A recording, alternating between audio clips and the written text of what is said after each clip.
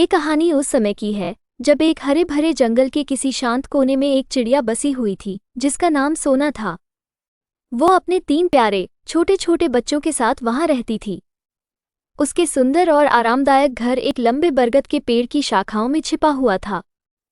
वो एक साहसी और समर्पित माँ थी। सोना रोज अपने बच्चों को जीवन जीने का पाठ पढ़ाती।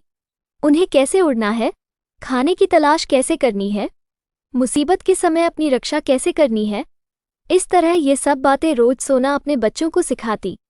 सोना रोज सोते समय उन्हें मीठा और सुरीला गीत गाकर सुनाती थी। उसकी सुरीली धुन बच्चों के दिल को खुशी से भर देती थी। सोना का एक पुराना दोस्त चीकू कौवा था। वो पास के पेड़ पर ही रहता था। वो अक्सर सोना के साथ खाने की तलाश में उसके साथ जाया करता था। जब सोना बच्चों के लिए खाना लेने निकली, उसका दोस्त चीकू भी आ गया। चीकू ने सोना से पूछा, सोना, क्या तुमने उस क्रूर चील के बारे में सुना? कल उसने कबूतर के बच्चों को अपना खाना बना लिया। सभी कबूतर के लिए दुखी है। सारे पक्षी अपने अपने बच्चों को लेकर बहुत डरे हुए हैं। सोना ने बताया, हाँ भाई चीकू, मैंने भी सुना है कि उसने कबूतर के 2 बच्चों को खा लिया। अगर वो समय से न आती तो वो दुष्ट चील उसके तीसरे बच्चे को भी खा जाता। चीकू ने आगे बताया, देखो सोना, मैं तुम्हें डरा नहीं रहा बल्कि बहुत भारी दिल से बता रहा हूँ कि उस चील की निगाह अब तुम्हारे घर पर है। मैंने उसे आज तुम्हारे घर के ऊपर घूमते हुए देखा। तुम्हें अब सावधानी से रहना होगा। सोना चीकू की बात सुनकर डर गई। उसका दिल दहला गया। घर पहुंचने पर उसने अपने प्यारे बच्चों को गले से लगाया। वह जानती थी कि उसके बच्चे अब खतरे में हैं।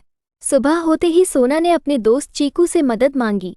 सोना ने चीकू से कहा, चीकू भाई, हमें उस अत्याचारी चील को यहाँ से भागना ही होगा, वरना वो हम सबके बच्चे बारी बारी से खा जाएगा। चीकू सोना की बात से सहमत था, लेकिन उसने सोना से पूछा, पर हम उस चील का सामना अकेले कैसे करेंगे? सोना ने अपना प्लान चीकू को विस्तार से समझाया। सोना ने अपने बच्चों को चीकू के घर छोड़ दिया। दोनों दूसरे पक्षियों से मदद मांगने निकल गए। सीधा सामना करने की बजाय सोना ने अपनी बुद्धिमत्ता का इस्तेमाल करके उस अत्याचारी चील को बेवकूफ़ बनाने का निर्णय लिया। उसने चीकू और दूसरे पक्षियों की मदद से मिलकर जानबूझकर दूसरे पेड़ में एक घोंसला बनाया जो उसके असली घर की तरह दिखाई देता था। घोंसले के अंदर उसने पत्थर, कीड़े, टहनियां रख दिए और उन्हें घास से ढक दिया।